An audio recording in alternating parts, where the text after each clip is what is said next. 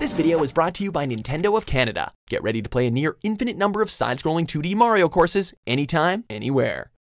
We have to hand it to these creators, so many hours spent to make such incredible experiences. Welcome to WatchMojo.com, and today we'll be counting down our picks for the top 10 insane Super Mario Maker levels. To get you pumped for the launch of Super Mario Maker for the Nintendo 3DS, we're taking a look at 10 of the craziest Super Mario Maker levels ever created for the original Wii U game. We hope these mind-bending worlds will inspire you as you set out to create your own masterpieces in Super Mario Maker for the Nintendo 3DS. Number 10, Zoo Escape. Life finds a way. Welcome to Koopa Park. Sorry, I couldn't resist. This level starts off pretty simple, showing off various Mario enemies locked in pens which you can jump into if you're foolish enough.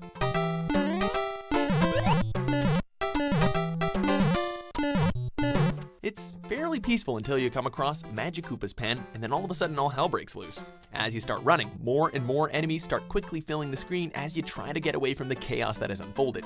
Fortunately, if you survive, you get a nice relaxing trip off the island, giving you the sense that this short nightmare is over. Number 9. Winners don't do shrooms.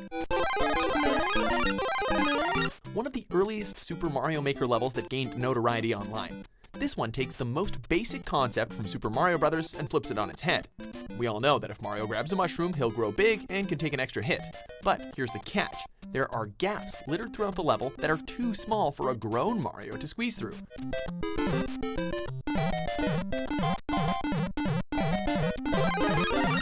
That means you have to avoid the mushrooms, and that's easier said than done as they are everywhere in this level. As a result of this ingenious reverse thinking feature, we've also seen numerous copycat levels that have tried to use this creative format.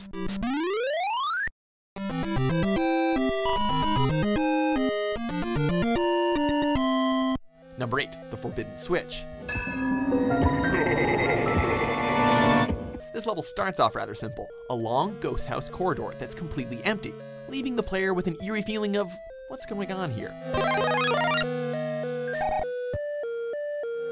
Then, in a twist reminiscent of the opening sequence of Super Metroid, you find an important item, in this case a P-switch, and have to retrace your steps to take it back to the start. Only this time, the once empty corridor is now filled with enemies, kinda like you triggered something that you shouldn't have, almost as if this house has a life of its own.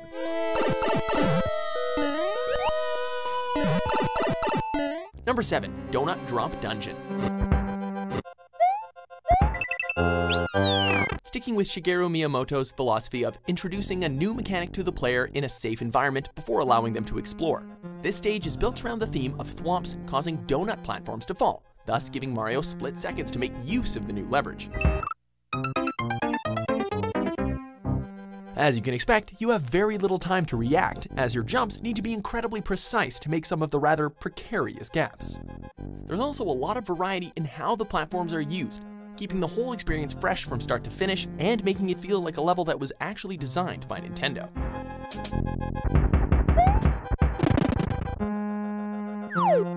Number 6, Table Tennis, Mario vs. Computer.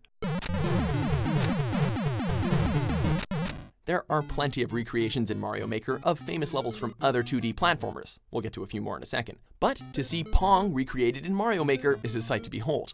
The premise is fairly straightforward. A shell acts as the ball with 2 goalposts on either side, and Mario has to use a block and a springboard to move his paddle up. If Mario scores 4 points, the shell triggers a P block and he moves on to the harder board.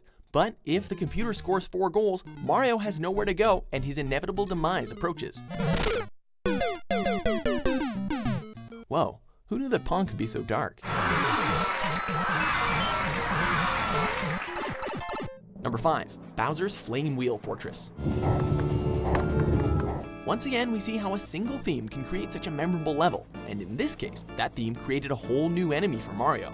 Here we see multiple fire chains merged together to create flame wheels for Mario to avoid, with some even shooting fireballs at Mario thanks to the combination of placing a lava ball and Bowser Jr. on top of one another.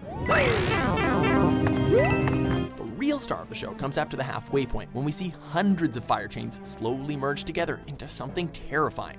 as the stage becomes an auto-scroller and you're at the mercy of this thing slowly moving towards you. It's quite an unforgettable experience. Oh no! Number 4, SMB11 Behind the Scenes.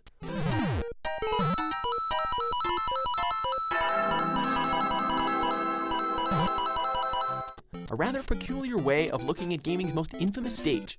The opening of this level starts off sort of like a tour of some sort of factory, as we see Goombas coming off an assembly line and going through some interesting mechanisms before they're sent off somewhere else. Upon reaching the end, however, everything starts to make sense because, as the title implies, this is World 1-1, and what we saw earlier were the enemies being placed in their starting positions.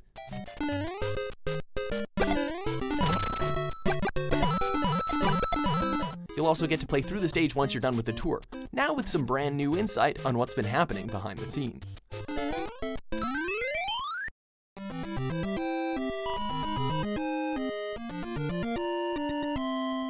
Number 3, 30 years of NES.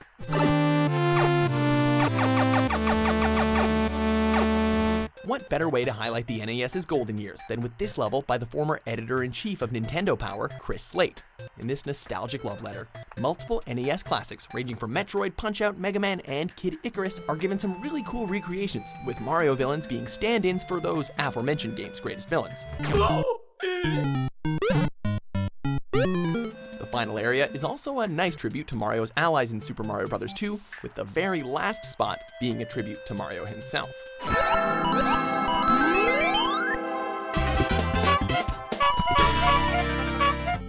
Number 2, Super Mario vs. Mecha Bowzilla.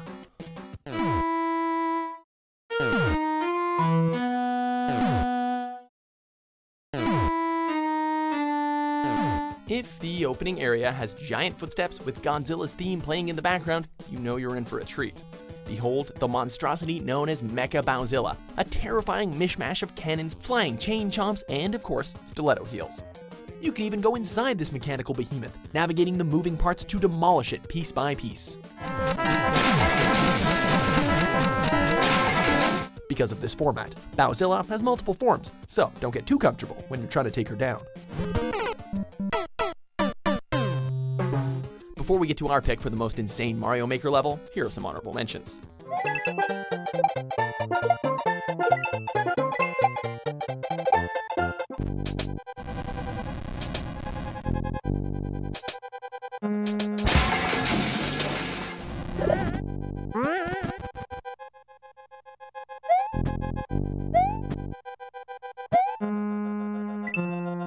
Number 1, Pit of Panga, U-Break.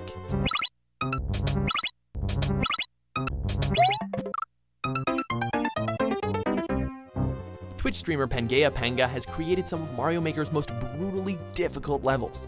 He first gained notoriety with his near-impossible P-Break, only to later best himself in difficulty with U-Break, a level that took him 11 hours to build and 39 hours to beat. Yatta, yatta, yatta. Oh my god, we did it. More than 3 million players have taken up the ultimate challenge, and with a 0.003% clear rate, very few actually come out on top, requiring an insane amount of trial and error, shell juggling, spin jumping, and lots of luck. If you're gonna take on this stage, you better have a lot of free time on your hands.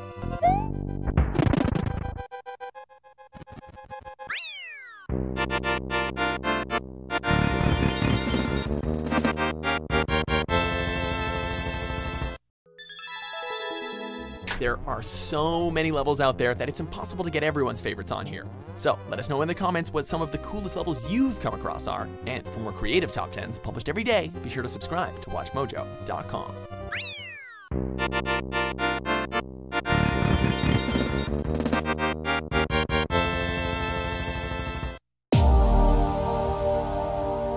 This video is brought to you by Nintendo of Canada. Get ready to play a near infinite number of side-scrolling 2D Mario courses anytime, anywhere.